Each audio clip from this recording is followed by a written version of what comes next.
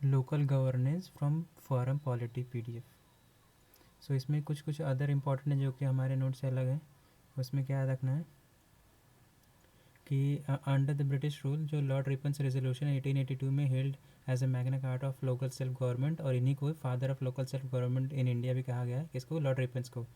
और इससे पहले क्या था कि लॉर्ड मायो जो थे ना, इनसे अर्लियर 1987 1870 में had taken steps to decentralize finances to the local bodies, or these efforts continued with the Royal Commission on the Decentralization appointed in 1907 under the chairmanship of Hobhouse, which called for more representative and accountable local government.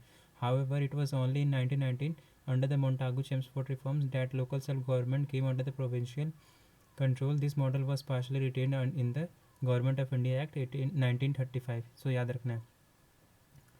और एक चीज़ और याद रखना है कि जो doctor B are Ambedkar थे ना, who chaired the constitution drafting committees oppose this idea of village republics या फिर Panchayati Raj. He believe that typical Indian villages is a sink of localism, a den of ignorance, narrow mindedness and communalism. ये याद रखना है।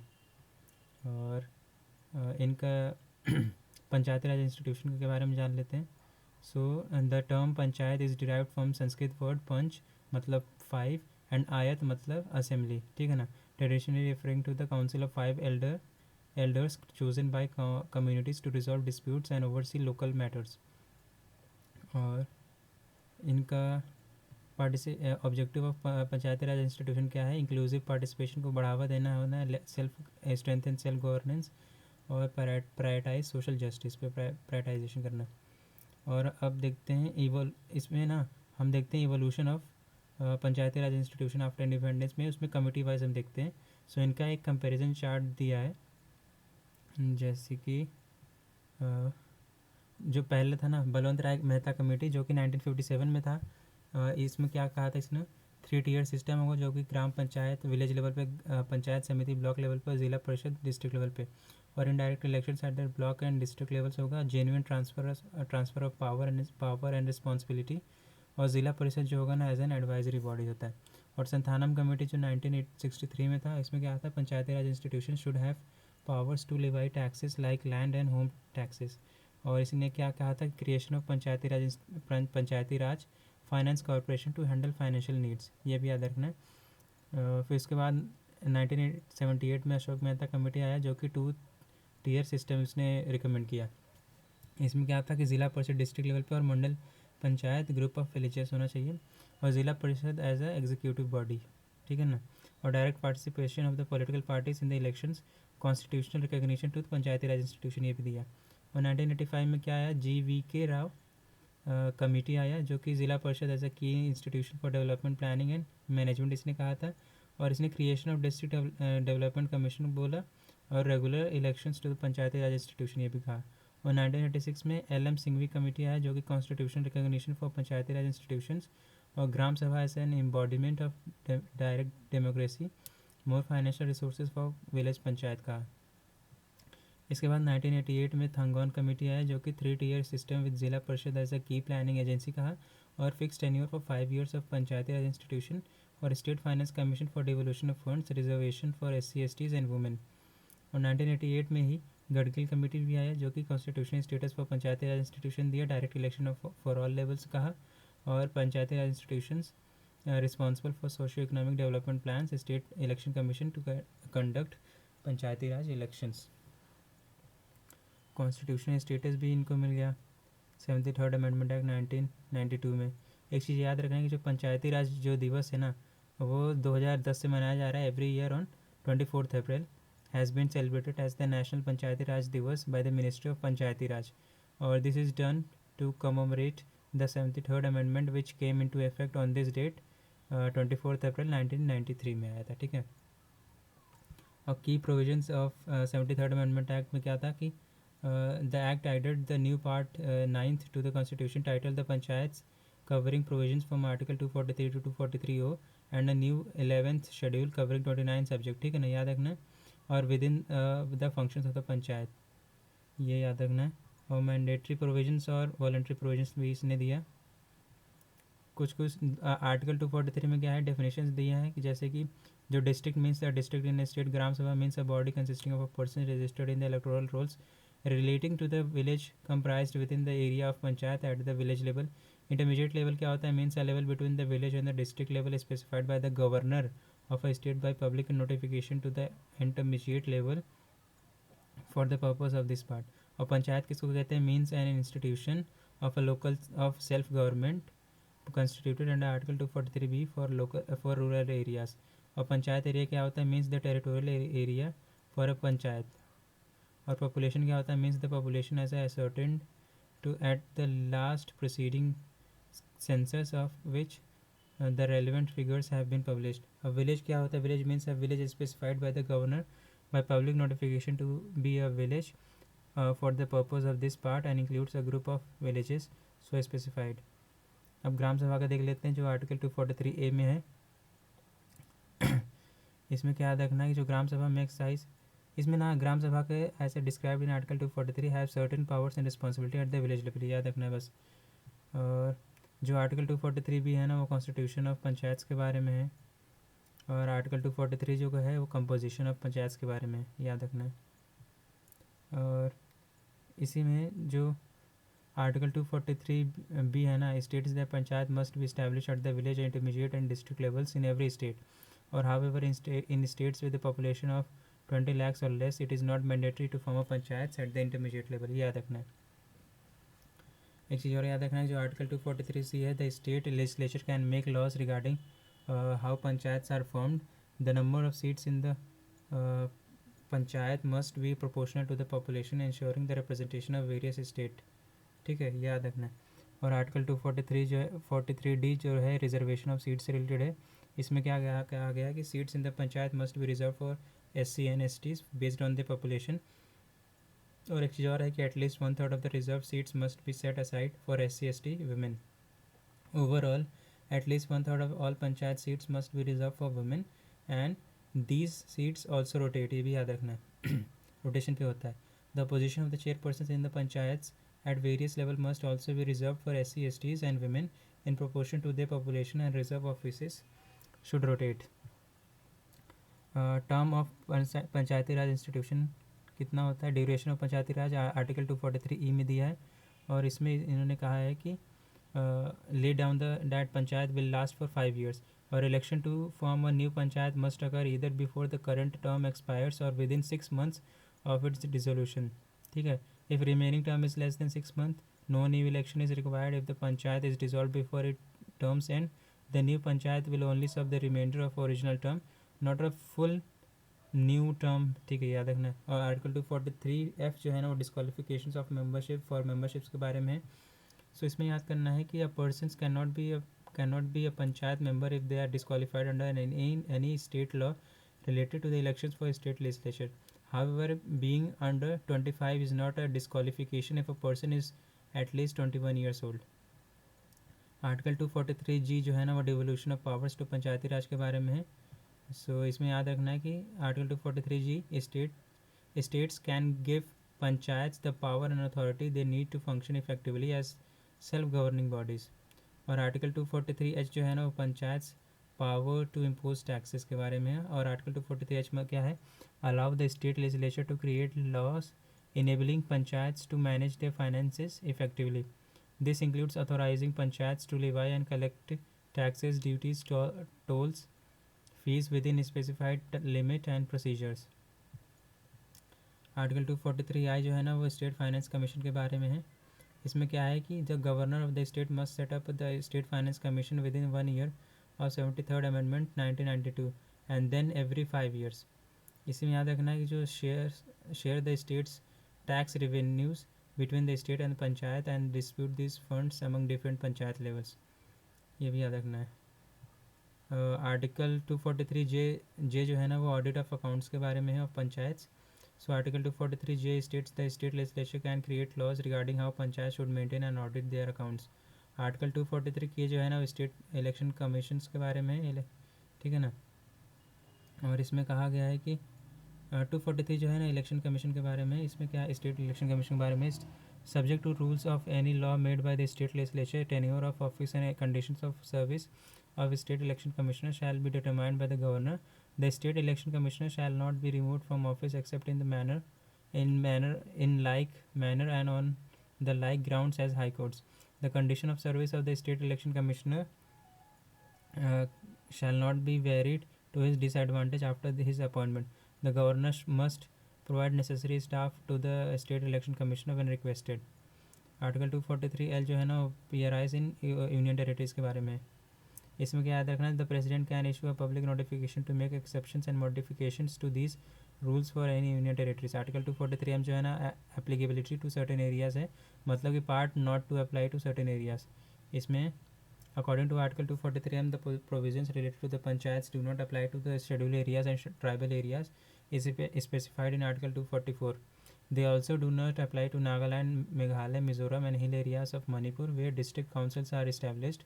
Additionally, the rules for district level panchayats do not apply for Darjeeling Hill area in West Bengal, which has the Darjeeling Gorkha Hill Council. However, if the state legislature for Nagaland, Meghalaya and Mizoram passes a resolution with a two-thirds of majority, it can extend these panchayat provisions to these areas. Parliament can also extend these provisions to scheduled and tribal areas with the specific exceptions or modification, and such laws will not be considered amendments to the constitution under article 368. याद रखना है। और article 243 जो है ना वो continuance of existing laws के बारे में। सो इसमें याद रखना है article 243 states that laws about panchayats that were in place before the constitution 72nd amendment act 1992 में। आर्टिकल 243O जो है ना वो limited powers of judiciary in election के बारे में है। इसमें क्या याद रखना है, article 243O states that courts can not question the validity of laws related to how panchayat constituencies are defined और how seats are allocated to them as long as these laws are made under article 243K। Additionally challenges to panchayat elections can only be made through an election petition presented to the authority specified by state laws, not in the courts directly। ये भी याद रखना है। अब हम देखते हैं compulsory provisions जो होते हैं या फिर मैंडेटरी प्रोविजन जो कि 73rd अमेंडमेंट में है। So article 243A Gram Sabha है। Article 243 establishment of panchayat at village intermediate and district level है। Article 243C clause 2 direct election to panchayat से। Article 243C clause 5 indirect election of chairperson at intermediate and district level है। Article 243D reservation of seats for SC STs and women है। Article 243E fix tenure of 5 years and election within 6 months of dissolution है। Article 243F जो है ना minimum age of 21 years for contesting election. Article 243K establishment of state election commission. Article 243I constitution of state finance commission. सो ये याद रखना है। फिर से बताता हूँ अब कंपलसरी या फिर मैंडेटरी प्रोविजंस क्या क्या है। Article 243A Gram Sabha. Article 243B establishment of panchayat at village intermediate and district level.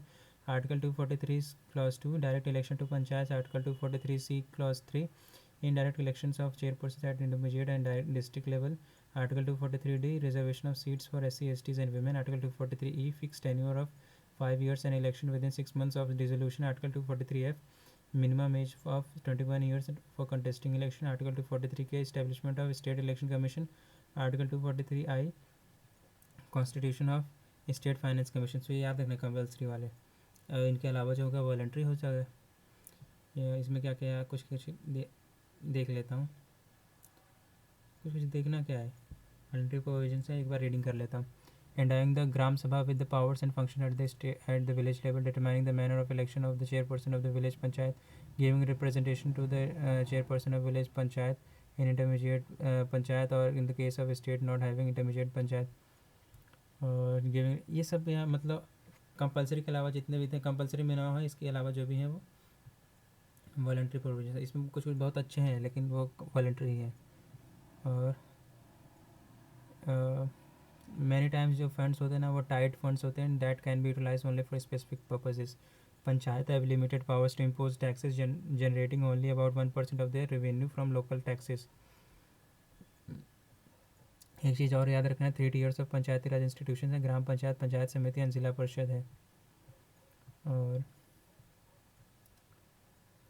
Success stories of Panchayati Raj institution क्या गया, पेड्डा अंबरपेट ग्राम पंचायत इन तेलंगाना है जो कि solid waste management system, waste is segregated into organic and inorganic categories है।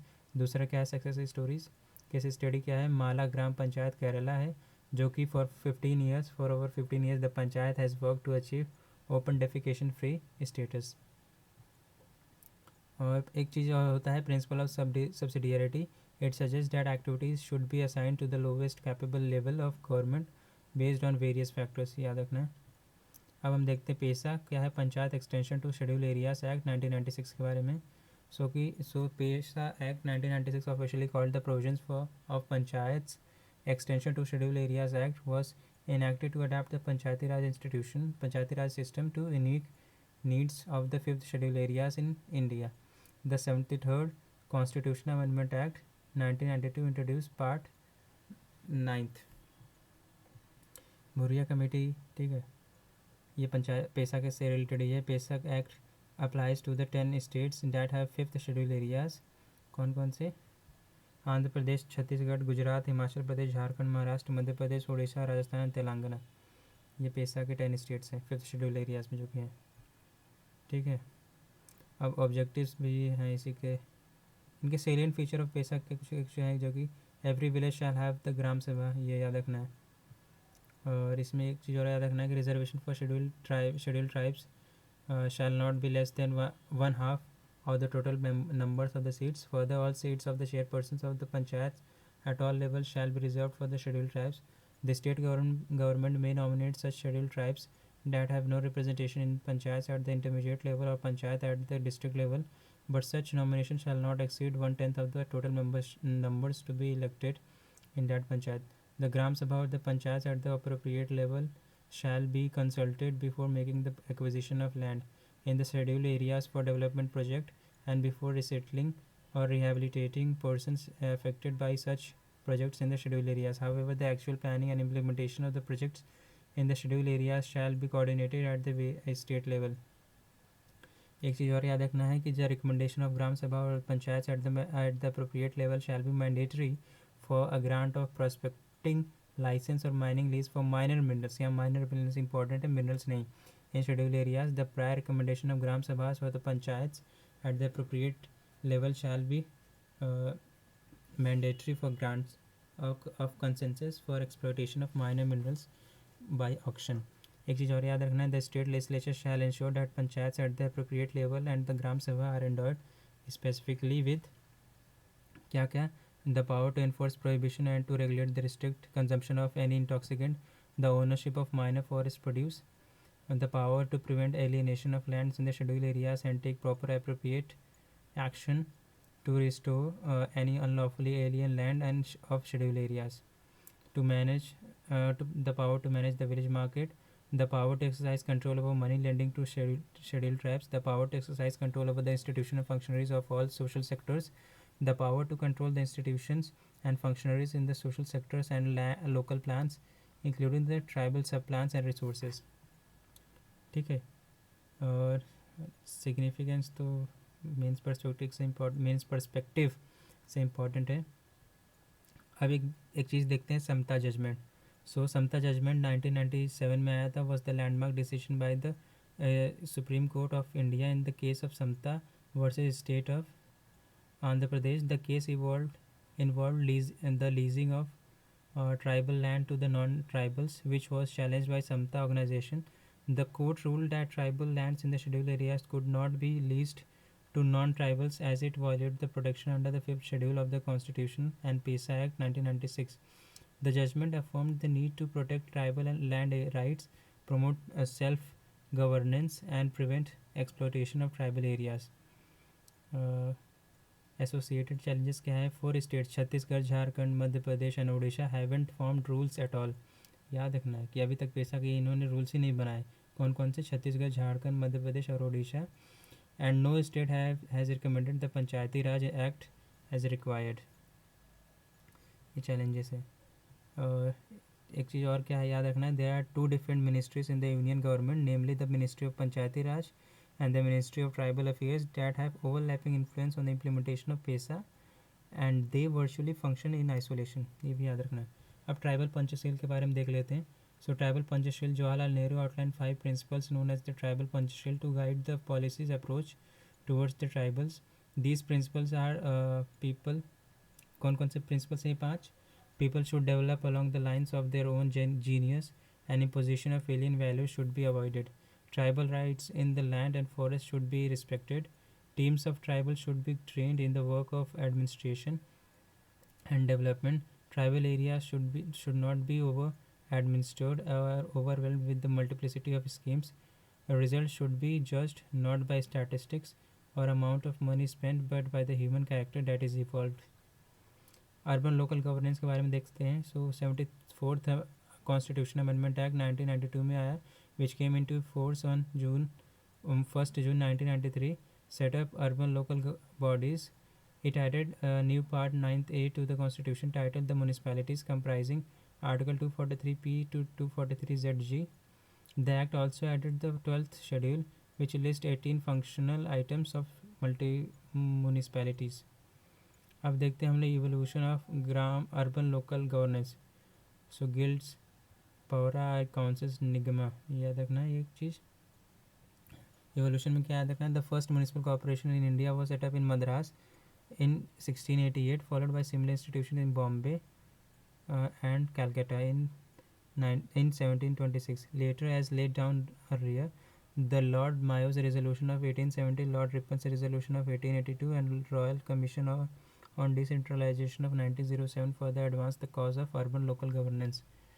एक चीज़ याद रखना है, the Rajiv Gandhi government introduce the 65th constitution amendment bill, Nagarpalika bill 1989, aiming to confer constitutional status on municipal bodies. At the central level, the subject of urban local government is now dealt by 3 ministries. कौन कौन से? Ministry of Housing and Urban Affairs, Ministry of Defence for Cantonment Boards, and Ministry of Home Affairs for Union Territories. याद रखना है. Constitutional provisions for urban local governments क्या है? Article 243p जो है ना, डेफिनेशन है वही. इसमें फिर डेफिनेशन देख लेते हैं. कमिटीज़ का क्या है? Means a committee constituted under article 243s. District means a district in a state. Metropolitan areas means a area having population of 10 lakhs or more and comprised in 1 or more districts and consisting of 2 or more municipalities or panchayats and other contiguous area specified by the governor by public notification to the metropolitan area for purpose of this part. Municipal area क्या होता है? Means the territorial area of municipality as notified by the governor. Municipality क्या होता है? Means as an institution of self government constituted under article 243q. Panchayat क्या होता है? Means a panchayat constituted under article 243b. Population क्या होता है? Means a population as ascertain at the last preceding census of which the relevant figures have been published. ठीक है, definition तो हमने देख लिया. 243 जो है ना, स्ट्रक्चर ऑफ अर्बन गवर्नेंस के बारे में है. इसमें क्या देखना है कि 74th amendment act 1992 mandates the formation of 3 types of urban local bodies in every state. कौन कौन से? Nagar Panchayat for transitional area transitioning from rural to urban status. दूसरा क्या है? Municipal council for smaller urban areas. तीसरा क्या है? Municipal corporation for larger urban areas. The governor is responsible for designating an area as a transitional area, smaller urban area, or larger urban area. Article 243 R जो है ना, वो composition of municipality से related है. So article 243 specifies how municipality should be composed. Generally all seats in the municipality are filled by direct election from the municipal areas that is divided into tribal territorial constituencies known as wards. Article 243s जो है ना, wards committee के बारे में है. So according to constitution under article 243s, there shall be wards committees within municipalities with the population of 3 lakh or greater than 3 lakh, greater than equal to 3 lakh. Members of the municipalities who represent a ward within the wards committee automatically become members of that committee. If a wards committee covers only one ward, the representative of that ward is committee's chairperson. If the committees cover multiple wards, one of the committee members is elected by their peers to be chairperson. Article 243t जो है ना, reservation in urban local bodies के बारे में है. So article 243 deals with the reservation of seats and officers in the municipalities to ensure representation for scheduled tribes, scheduled caste and women. Reservation for scheduled caste and scheduled tribes. Reservation for women क्या है? SCs and STs. At least 1/3 of the seats reserved for SC/STs must be set aside for women from these groups. Article 243 you जो है ना वो terms या फिर duration of municipalities का है, ठीक है। और आर्टिकल 243 वी जो है ना वो डिस्क्वालिफिकेशन से रिलेटेड है। आर्टिकल 243 वी में क्या है, the person can not be disqualified just because they are under 25 years old as long as they are at least 21 years old, ठीक है।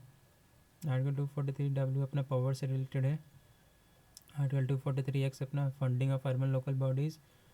आर्टिकल 243 वाई जो है स्टेट फाइनेंस कमीशन के रिलेटेड है। The state finance commission set up under article 243 I जो है ना is also responsible for reviewing the financial status of the municipalities and making the recommendation to the governor। और article 243 Z अपना जो है ना ऑडिट ऑफ अकाउंट से related है। सो इसमें याद रखना है कि आर्टिकल 243 जेड है जो है ना seeks to establish the state election commissions that will oversee and manage everything related to preparing the voter lists and conducting elections for municipalities। और आर्टिकल 243 जेड बी जो है ना urban local bodies in union territory से related है। इसमें क्या होता है, president however can issue a public notice to state that these rules will apply to any union territory और part of it with specific exceptions और changes mentioned in the notice।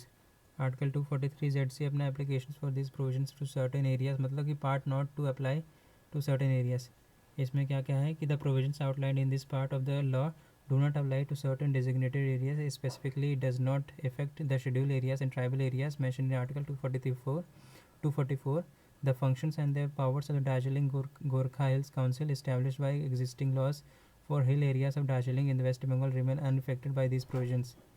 Article 243 Z D जो है ना district planning committees के बारे में है। और as per this article every state is required to establish the district planning committees at the district level और at least 80% of the committees members must be elected by the elected members of the panchayat at the district levels and the municipalities in the district in the proportion to the ratio between the population of the rural and urban areas. Article 243 Z E जो metropolitan planning committees के बारे में है। सो इसमें याद रखना है the article provides that in every metropolitan areas a metropolitan planning committee must be established to create a draft development plan for whole metropolitan region. और एक चीज़ और है कि at least 2/3 of the members must be elected by and from amongst the elected members of the municipalities and the chairpersons of the panchayat with the representation proportional to the population.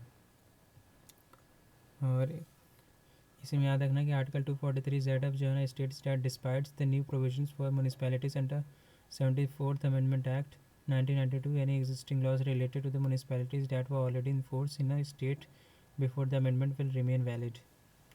Article 243 Z G जो है ना limited role of judiciary in elections to urban local bodies के बारे में है। और article 243 Z G prohibits courts from interfering in the matters related to the delimitation of constituencies or allocation of seats within the municipalities as established under Article 243 ZA। अब हम types of urban government के बारे में जानते हैं। So 8 types of urban local bodies हैं। पहला क्या है, म्यूनिसिपल कॉर्पोरेशन है। Municipal corporation are essential for managing local urban areas with the population exceeding 1 million या 10 lakh as mandated by the 74th amendment act 1992। इसमें क्या क्या होता है, काउंसिल होता है, जो legislative bodies consist of directly elected representative along side of few members nominated for their expertise in urban management। दूसरा क्या है, स्टैंडिंग कमिटीज़ है to facilitate the efficient management of various civic function. तीसरा क्या है, म्यूनिसिपल कमिश्नर होता है appointed by the state government. The municipal commissioner of an IS होता है। और मेयर क्या होता है, जब mayor serve as a ceremonial head the position is largely symbolic with the mayor focusing on representing the corporation at the public events while executive powers lie with the commissioner. Second क्या है, municipality है, जिसमें क्या होता है, council होता है। The council consist of councillors which are directly elected by the people comprised of elected and nominated होता है। The council is headed by the president या फिर chairman who unlike the mayor leads the municipality in both executive and legislative function. Standing committees होता है। फिर chief executive officer होता है जो कि appointed by the state government होता है। The CEO is also known as chief municipal officer होता है। तीसरा क्या है, Notified area committees are special bodies created by rapidly developing areas, often industrial towns होते हैं. It is neither an elected or nor a statutory body, rather it is an entirely nominated body. All the members, including the chairperson, are appointed by the state government. A nominated area committee is established through a notification in the government gazette, which is why it is referred to as notified area committee. Their functions is governed by the provisions of the State Municipal Act. चौथा क्या है, town area committee है, जो है ना small town के लिए होता है. It is created through a specific act passed by state legislature. The committee may be entirely elected, entirely nominated by the state और स्टेट गवर्नमेंट और अ कॉम्बिनेशन ऑफ बोथ. जो पाँचवा क्या है, कैंटोनमेंट बोर्ड है. There are 62 cantonment boards in the country govern by cantonments act 2006 under the ministry of defence. Our cantonment board typically comprises both elected and nominated members. The elected members serve for a period of 5 years. Nominated members are ex officio members, meaning they hold the position as long as they remain in the office at that station. इसमें क्या होता है, president होता है, the military officer commanding the station serve as the ex officio president and presides over the boards meeting. Vice president होता है ना, जब the vice president is the elected by elected members from among themselves and serve for 5 years. Executive members होते हैं appointed by various president, appointed by president of India. ठीक है. The executive officer is responsible for implementing resolutions and decisions of the cantonment boards and it's committees. This officer is a part of central cadre established for this purpose. Six क्या है, township है. ये क्या होता है, setup by the large public sector enterprises. Governance, these towns are managed directly by the enterprise without elected members giving the companies control over the governance. सातवां का है, पोर्ट ट्रस्ट है. टू प्राइमरी ऑब्जेक्टिव क्या क्या होता है, managing and safeguarding the ports and providing civic amenities. A port trust is created through an act of Parliament making it statutory bodies. It composition includes both elected and nominated members होता है. ठीक है ना. और India has 12 major port trust है. आठवां क्या है, स्पेशल पर्पस एजेंसी है to handle specific urban challenges. अब हम देखते हैं personal systems in local government क्या है. 3 main types of personal systems in local government. पहला क्या है, सेपरेट पर्सनल सिस्टम. दूसरा क्या है, यूनिफाइड लोकल गवर्नमेंट सिस्टम. तीसरा क्या है, इंटीग्रेटेड सर्विस. याद रखना है. रिक्रूटिंग अथॉरिटीज़ क्या होता है, local government personnel are recruited by 3 main authorities. क्या क्या है, the chairman and municipal board. दूसरा द चीफ एग्जीक्यूटिव ऑफिसर. और तीसरा क्या है, state government. Significance of urban local bodies में तो 73rd and 74th constitutional amendment mandate reservation for women, scheduled tribes and scheduled caste in local governance, fostering inclusive decision making. Municipal financing के देख लेते हैं. Sources of funding of urban local bodies. Own sources of revenue है, जो कि taxes हो सकता है, नॉन टैक्स रेवेन्यू हो सकता है. और एक्सटर्नल सोर्सेज ऑफ रेवेन्यू क्या क्या होता है, grants, devolution of funds, loans होता है.